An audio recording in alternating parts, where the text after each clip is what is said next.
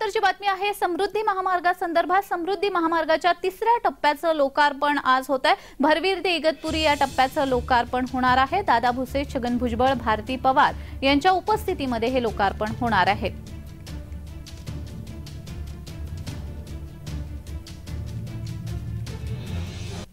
निश्चितपणे शिर्डी असेल, संभाजीनगर असेल आणि अगदी नागपूरपर्यंत जे काही आपला तीर्थक्षेत्र, प्रेक्षणीय स्थळ, उद्योग, शेती या सर्व बाबींना या महामार्गामुळे मोठा हातभार लागणार आहे। नागपूर समृद्धी महामार्गाचं तिसऱ्या टप्प्याचं लोकार्पण होतोय। संपूर्णपणे हा महामार्ग जो आहे तो तयार झालेला आहे। खरं तर नाशिकचे पालकमंत्री असतील, मंत्री छगन भुजबळ असतील, या दोन्ही नेत्यांच्या उपस्थितीत या जे तिसऱ्या टप्प्याचं लोकार्पण कार्यक्रम आज पार पडतोय आणि त्यानंतर हा जो 25 किलोमीटरचा टप्पा आहे ते वाहतुकीसाठी खुला करण्यात येणार आहे। आपल्याला माहिती आहे की याआधी 2 टप्प्यामध्ये या समृद्धी महामार्गाचं उद्घाटन झालेलं होतं आणि तिसऱ्या टप्प्याचं आज जे आहे ते उद्घाटन होतोय।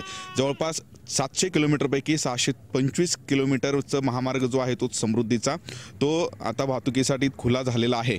अत्यंत महत्त्वाचा हा टप्पा होता। भरवीर ते इगतपुरीपर्यंत हा टप्पा आहे आणि तिसऱ्या टप्प्याचं आज जे आहे ते उद्घाटन हे होणार आहे आणि आता काही वेळानंतर मंत्री महोदय इथे येतील आणि त्यांच्या प्रमुख उपस्थितीमध्ये हा संपूर्ण जो आहे महामार्गाचा हे लोकार्पण जे आहे होईल। अत्यंत महत्त्वाचा टप्पा आहे आणि अखेरचा जो टप्पा आहे तो अखेरचा टप्पा सुद्धा लवकरच पूर्ण होईल अशा पद्धतीची माहिती प्रशासनाचे एकूणच हे देण्यात आल्याचं आपल्याला बघायला मिळतोय। तिसऱ्या टप्प्याचा जो महामार्ग आहे तो 25 किलोमीटरचा आहे आणि या टप्प्यामध्ये वेगवेगळे छोटे ब्रिजेस असतील किंवा वाहतुकीसाठी पॅरलल जे रस्ते असतील अशा पद्धतीची व्यवस्था करण्यात आलेली आहे। इथून मुंबई फक्त 168 किलोमीटर आहे आणि पुढचा जो टप्पा आहे तोही लवकरच पूर्ण होईल अशा पद्धतीची माहिती आहे। पण आज या मुंबई नागपूर समृद्धी महामार्गाचं तिसऱ्या टप्प्याचं उद्घाटन अगदी काही वेळानंतर पार पडणार आहे। किरण गोटू, जय महाराष्ट्र न्यूज, नाशिक।